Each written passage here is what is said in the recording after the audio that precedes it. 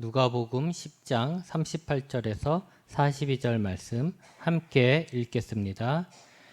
그들이 길 갈 때 여호와께서 한 마을에 들어가심에 마르다라 이름하는 한 여자가 자기 집으로 영접하더라.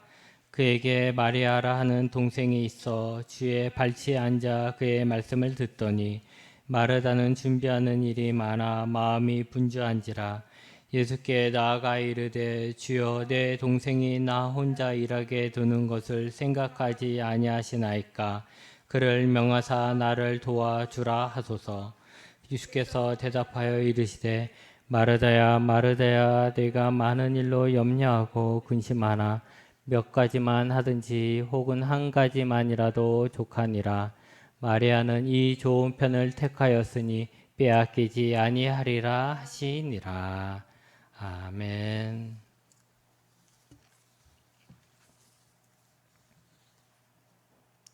전 세계적으로 교육열이 높은 나라라 하면 우리나라, 또 한 나라 더 이야기를 하자면 이스라엘입니다. 이스라엘 사람들, 이 유대 사람들은 오래전부터 하나님의 말씀을 가르치고 배우는 것을 매우 중요하게 생각했습니다. 예수님 당시에 사람들이 하나님의 말씀을 공부하는 방법은 첫째로 학교에서 배우는 것이죠. 좋은 교사 밑에 들어가서 거기에서 공부하는 것입니다. 근데 만약 그럴 만한 능력이 안 되면 이제 회당에서, 우리처럼 일주일에 한 번씩 이렇게 모이는 회당에서 말씀을 배울 수 있었습니다. 안식일의 회당에서는 말씀을 읽고 같이 토론하고 나누는 시간들이 있었기 때문에 회당을 통해서 하나님의 말씀을 계속해서 교육하고 배울 수가 있었던 것이죠. 또 다른 방법이 하나 있는데 그것은 뭐냐면 그 당시 방랑교사, 이제 지역을 다니면서 하나님의 말씀을 가르치는 라피가 교사란 말이잖아요. 선생님이란 말인데 그 방랑교사들이 다니면서 이제 하나님의 말씀을 이제 가르치죠. 근데 그런 방랑교사를 랍비를 자신의 집에 초대해 가지고 그래서 이제 그 말씀을 듣는 거예요. 우리가 말씀을 듣는다 생각하면 설교 듣는다라고만 생각하는데 그렇지 않아요. 우리 설교하는 것보다 훨씬 더 긴 어떤 강론을 듣는 거죠. 강론을 듣고 거기에 대해서 궁금한 거 질문하고 대답하고 이런 시간들을 계속 가지면서 하나님의 말씀을 이제 더 많이 풍성하게 알게 되는 것이죠. 예수님처럼 제자들을 거느리고 지역을 다니며 말씀을 가르치는 랍비들이 있었습니다. 그런 자들을 따라다니며 이제 말씀을 배우기 위해서 그런 사람을 따라다니는 사람들도 있었고, 아니면 그들을 자신의 집으로 초대해서 식사나 잠자리 같은 걸 제공하고 자신의 집을 강의실로 사용하는 것이죠. 그래서 그 랍비를 통해 하나님의 말씀을 배울 수 있었던 것이죠. 그 당시 유대인들의 격언 중에 이런 말이 있었습니다. 당신의 집이 랍비의 모임 장소가 되게 하라. 그들이 오가며 내는 먼지에 덮이고 그들의 말을 목마른 자들처럼 들이켜라 라고 이런 격언이 있었던 거죠. 이게 유대인들이 하나님의 말씀 배우는 것을 얼마나 귀하게 생각하고 또 거기에 얼마나 열심이었는지 충분히 짐작할 수 있는 말씀입니다. 사람들은 랍비를 자신의 집에 초대하는 것을 기뻐했습니다. 그래서 그 사람들은 랍비에게 음식이나 잠자리 같은 걸 제공하고 대신 랍비에게서 하나님의 말씀을 배우는 것이죠. 오늘 말씀에 나온 마르다도 마찬가지입니다. 마르다와 마리아의 집은 베다니에 있습니다. 베다니는 예루살렘에서 약 3km쯤 떨어져 있는 곳입니다.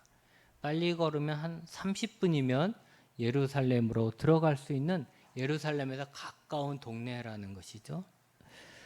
예수님이 그 북쪽의 갈릴리 지역에서 활동하시다가 예루살렘으로 가실 때 이 동네를 거쳐 지나가셨을 겁니다. 그래서 마르다는 예수님을 알고 있었던 거고 예수님이 마침 그 앞을 지나갔던 거죠.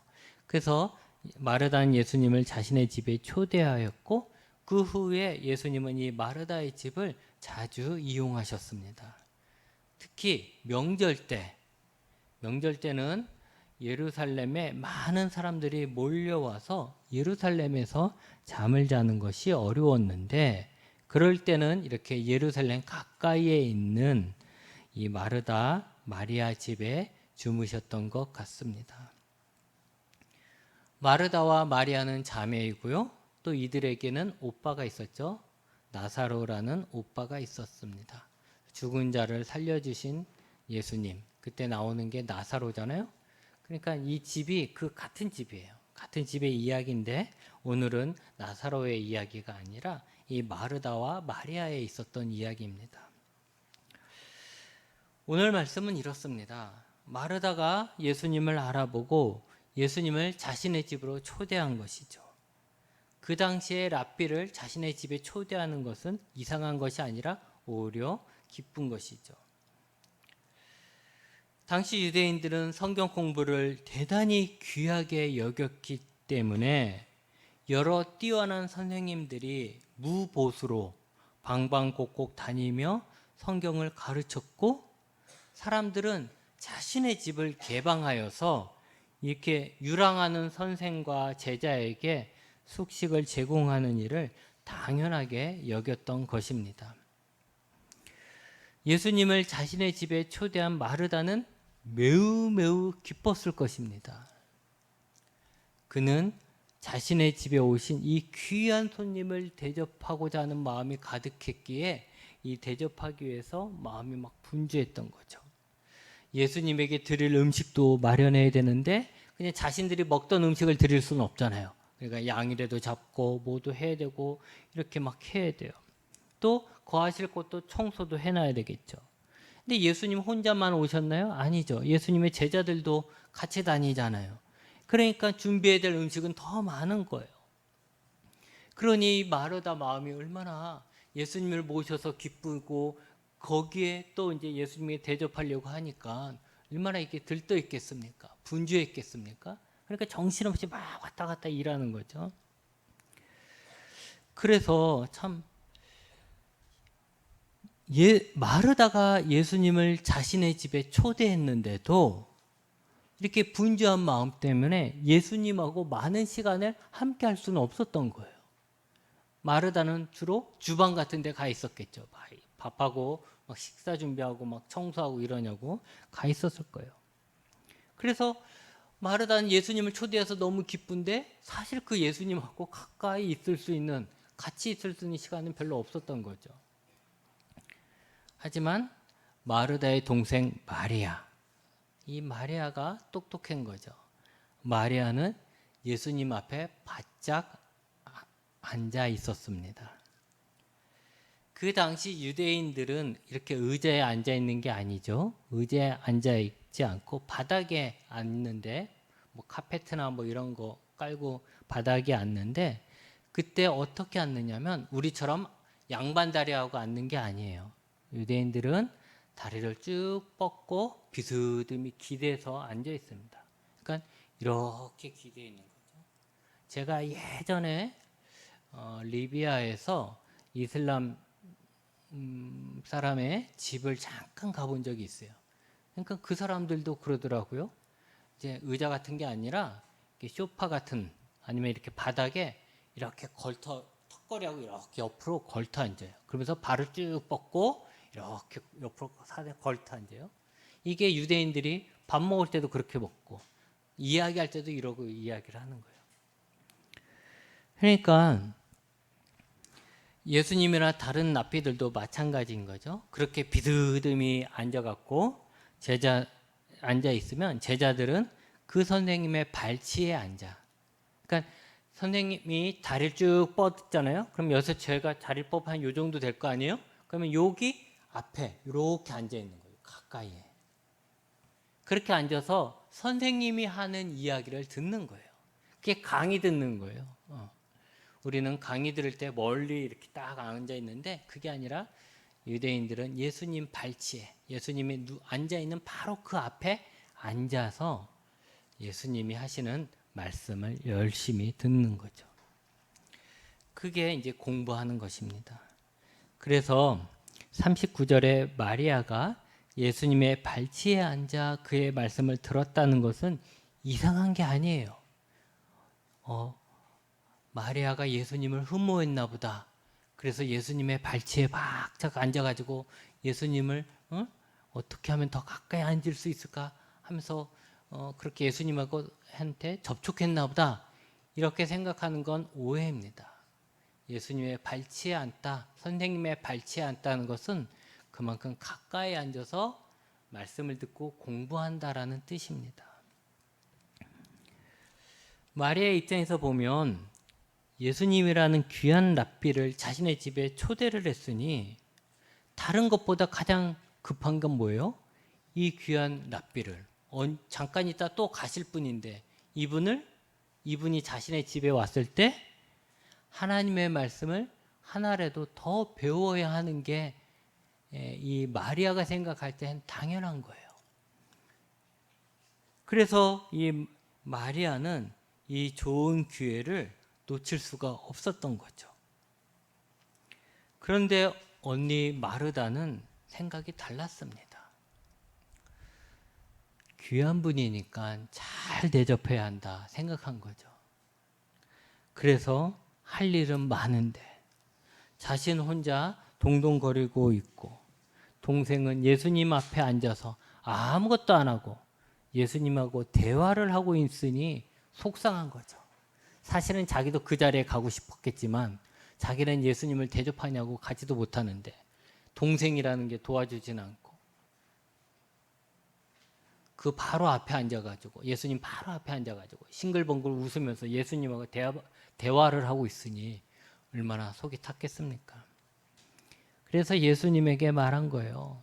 예수님을 대접할 준비를 하지 않고 가만히 앉아있는 저 철딱서니 없는 동생에게 언니를 좀 도와주라고 말해 주십시오 라고 예수님에게 말한 거죠. 그런데 예수님은 오히려 마르다에게 이렇게 말씀하셨어요. 네가 많은 일로 염려하고 근심하는구나. 그러니까 예수님에게 드릴 음식을 골고루 많이 만들려고 잘 만들려고 막 애쓴다는 것이죠. 그런데 예수님은 뭐라 그래요? 한 가지만으로도 족하다는 거예요. 뭐 반찬 수십 가지 할 필요도 없다는 거예요. 어떻게 하면 예수님을 더 편하게 해줄까? 오만 가지 생각하지 말라는 거죠. 그냥 한 가지만이라도 족하다는 거예요. 그리고 마리아는 지금 좋은 편을 택하였다는 거예요. 이 마리아가 참 좋은 걸 선택했기 때문에 얘는 빼앗기려 하지 않을 것이다. 내가 가라고 해도 가지 않을 것이다. 이렇게 얘기하는 거죠. 여러분, 마르다가 예수님을 위해서 음식을 준비하는 거 이게 잘못된 겁니까? 잘못된 거 아닙니다. 오히려 유대인들은 손님을 대접하는 것을 매우 중요한 덕목으로 생각했습니다. 거기다가 랍비를 모셨으니 더더욱 잘 대접하고 싶은 것은 당연한 것입니다. 그런데 문제는 예수님이라는 거죠. 예수님은 달랐습니다. 예수님은 마르다의 집에서 진수성찬을 받는 것보다 하나님의 말씀을 전하는 것을 더 원하셨습니다. 예수님이 마르다의 집에 오신 것은 좋은 음식을 먹고 편안한 잠자리를 누리려고 그 집에 온 것이 아니라 그 집을 말씀을 전하는 장소로 사용하기 위해서 그 집에 오신 것입니다. 그래서 예수님은 마르다에게 대충 먹어도 좋으니 음식 준비하느냐고 애쓰지 말고 너도 여기 와서 말씀을 들어라 라고 하시는 것이죠.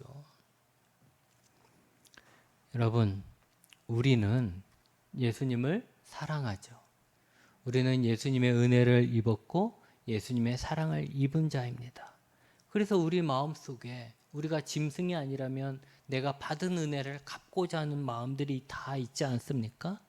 그래서 예수님을 너무나도 사랑하고 예수님이 내게 주신 은혜가 너무 크니 내가 예수님을 위해서 뭔가를 해야 되겠다라고 생각을 해요.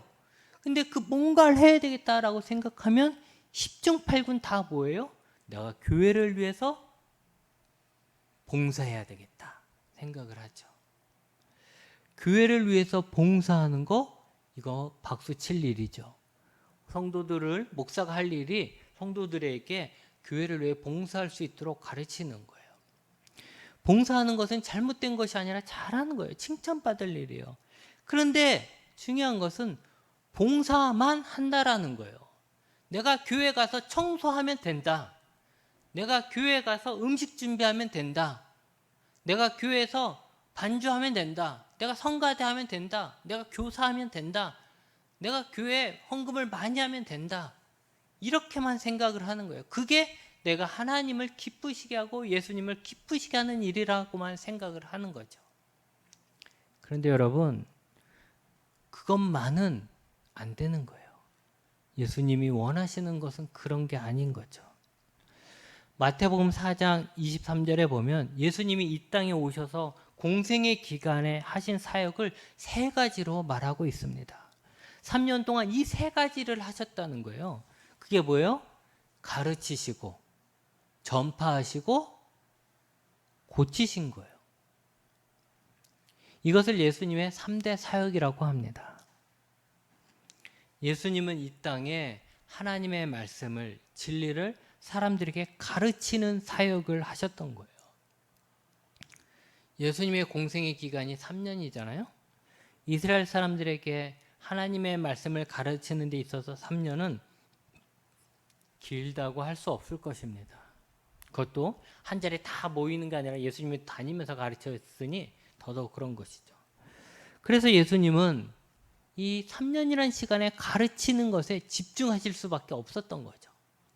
시간만 나면 가르치려고 하는 거고 시간만 하면 제자들을 또 가르치고 또 가르치고 그런 거잖아요.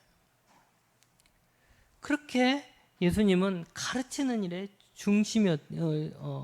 집중했던 거예요.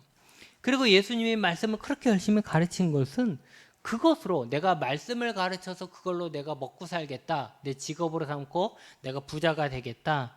아니면 남들에게 내가 대접을 받는 삶을 살겠다. 한 것도 아닙니다. 예수님은 하나님의 백성들에게 하나님의 말씀을 제대로 가르침으로써 그들이 메시아이신 예수님을 통해 생명을 얻길 원하셨던 거죠. 그랬으니 한 명이라도 더 살리기 위해서 한 번이라도 더 하나님의 말씀을 가르쳤던 거예요. 그러니 여러분, 예수님의 그런 마음을 우리가 알고 있다면 예수님을 섬기려고 분주하여 예수님의 말씀을 듣지 않는 사람보다는 예수님 앞에 앉아서 눈에 반짝반짝 빛을 내면서 예수님의 말씀을 막 빨아들이듯 먹고 있는, 듣고 있는 사람이 훨씬 더 이뻐 보이지 않겠습니까? 지금도 마찬가지입니다. 우리가 예수님을 기쁘시게 하기 위해서 무엇을 할까를 고민할 때 예수님을 섬기기 위해 분주하게 행동하느냐고 예수님의 말씀을 듣지 못하는 사람보다는 눈을 빛내며 예수님의 말씀을 듣는 자를 더 기뻐하시지 않겠습니까? 우리가 예수님을 기쁘시게 하기 위해서 여러 가지 봉사일을 하지만 봉사일은 하면서 하나님의 말씀은 듣지 않고 하나님의 말씀은 교육받지 않고 배우지 않는다면 그것이 어떻게 하나님을, 예수님을 기쁘시게 할 수 있겠습니까? 만약에 둘 중에 하나만 해야 된다면 당연히 하나님의 말씀을 듣고 배우는 일이 우선이 되어야 한다라는 것입니다. 간혹 안타까운 것은 신방을 가면 목사님이 오셨다라고 음식을 준비하죠. 이제 대신방 같은데 하면 그날 그 성도들이 하는 얘기가 목사님이 대신방 오시는 날이 우리 집 대청소하는 날이다 이렇게 얘기를 해요.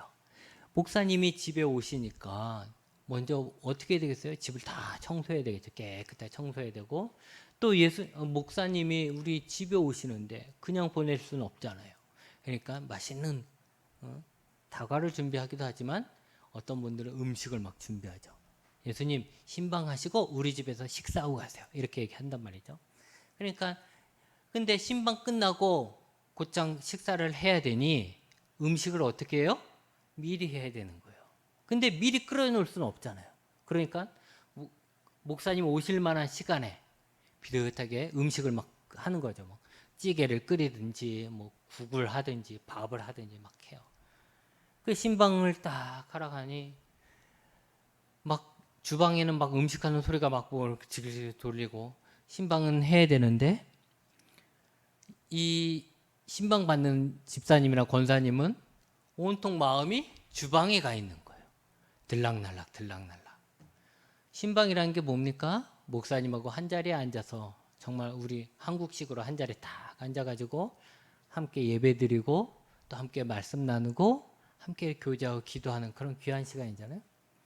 그러기 위해서 신방을 하는 건데 이게는 완전히 그게 아니라 신방은 대충 하고 예배는 대충 빨리 드리고 그 다음은 빨리 우리 맛있는 거 먹읍시다. 이렇게 되는 거죠.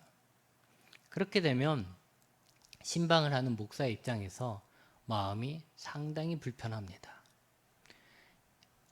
나는 예수님의 말씀을 갖고 왔는데 그리고 이 집을 위해서 내가 어떤 말씀을 전해야 되나 기도하면서 선택하여서 하나님이 전하고자 하는 말씀을 전하려고 왔는데 그 말씀을 듣지도 않고 듣는 둥 마는 둥하고 그냥 음식하는데 왔다 갔다 하면서 정신을 쏙 빼놓고 있으면 아무리 맛있는 음식을 차려놓고 먹는다 할지라도 마음 한편이 불편하죠. 야, 그럴 바엔 그냥 밥을 먼저 먹고 예배를 드리든지 그랬으면 좋았을 텐데 그런 게 아니게 되니까 힘든 그 마음이 불편한 거예요. 여러분, 우리가 하나님의 말씀을 듣는 것을 가볍게 생각합니다. 하나님의 말씀을 듣는 것을 내가 은혜를 받는 거, 그러니까 단지 나 중심으로만 생각하는 거죠. 나를 위해서 하나님의 말씀을 듣는다고 생각해요. 맞아요. 그런데 하나님의 말씀을 전하는 것이 예수님의 아주 중요한 사역이었다는 거예요. 듣지 않는 자가 없다면 어떻게 말씀을 가르치겠습니까? 그러니까 우리는 하나님의 말씀을 듣는 것을 가볍게 생각해서는 안 되고 우리가 성경을 공부하는 것을 하면 좋고 하지 않아도 뭐 어쩔 수 없는 거고 그냥 직분자 될 때 잠깐 하는 그런 코스 이 정도로만 생각해서는 안 되는 것이죠. 하나님의 말씀을 배우는 것보다 몸으로 섬기는 것이 더 귀한 사역이라고 생각하지 마십시오. 예수님은 분주한 마르다보다 말씀을 듣고 배우는 마리아를 칭찬하셨습니다. 그가 좋은 것을 가졌다라는 거예요. 그는 빼앗기지 않을 거라는 거예요. 하나님의 말씀을 듣는 그 자리에서 공부하고 있는 게 그게 가장 좋은 거라는 거예요. 예수님의 말씀을 그렇게 잘 듣던 마리아는 나중에 예수님이 예루살렘에 입성하실 때 종려주일 때 말씀드렸지만 예루살렘에 입성하실 때 예수님에게 향유를 부었죠. 그 전날 향유를 부어서 예수님의 장례를 준비했어요. 그리고 메시아로서의 예수님을 보여줬습니다. 그것은 예수님의 다른 제자들은 깨닫지도 못한 예수님의 십자가의 길을 이 여인은 이해하고 있었기 때문에 가능했던 거죠. 어떻게 예수님을 더 많이 따라다니는 이 제자들보다 이 마리아가 그 십자가의 길을 이해할 수 있었겠습니까? 그는 예수님의 발치에 앉아 있는 철없는 동생이 아니고 예수님의 발치에 앉아 예수님의 말씀을 다 배우고 깨달은 예수님의 훌륭한 제자가 되었던 것입니다. 여러분, 말씀을 배우고 말씀을 듣는 것이 우선입니다. 로마서 10장 17절에 믿음은 들음에서 난다고 했고 들음은 그리스도의 말씀이라고 했습니다. 우리가 예수님을 위한다면, 또 교회를 위한다면, 또 목사님을 위한다면, 그래서 분주한 마음으로 말씀을 듣지 못한다면 그건 결국 예수님이 원하시는 일도 아닐 뿐더러 자신에게도 안 좋은 것입니다. 우리는 매번 말씀을 통해 하나님을 만납니다. 여러분이 어떻게 하나님을 만납니까? 지금 당장 내가 죽어서 하나님을 만나러 갑니까? 아니죠. 우리는 하나님의 말씀을 통해서 하나님을 만나는 겁니다. 예배에 하나님을 예배하는 이 시간에 왜 하나님의 말씀을 전하는 시간이 가장 많겠습니까? 그것은 말씀 속에서 하나님의 임재가 있기에 말씀을 통해서 우리가 하나님을 만나기 때문에 말씀을 전하는 것이죠. 그래서 여러분, 설교는 여러분들이 훈계받는 게 아니에요. 교육받는 게 아니에요. 설교는 우리가 하나님의 말씀을 통해서 하나님을 만나는 시간들이라는 거예요. 그렇기 때문에 우리가 하나님의 말씀을 배운다는 것은 하나님을 더 깊이 만나는 거예요. 하나님 앞에 더 가까이 가기를 원한다면 하나님의 말씀을 공부하지 않고 어떻게 하나님 앞에 가까이 가겠습니까? 하나님 앞에 가까이 가는 길이 하나님의 말씀인데, 여러분, 말씀을 통해 하나님을 만나십시오. 말씀 배우는 것에 힘을 써야 합니다. 그렇기 때문에 여러분, 말씀 속에 하나님이 계시기 때문에 우리가 말씀을 듣고 말씀을 공부할 때 우리 안에 충만함이 있는 것이에요.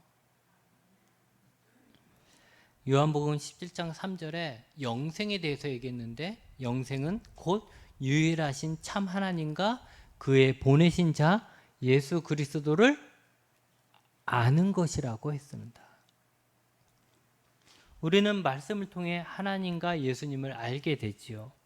그러기에 말씀을 통해 우리의 영혼은 하나님의 풍성한 생명에 연결되는 거예요.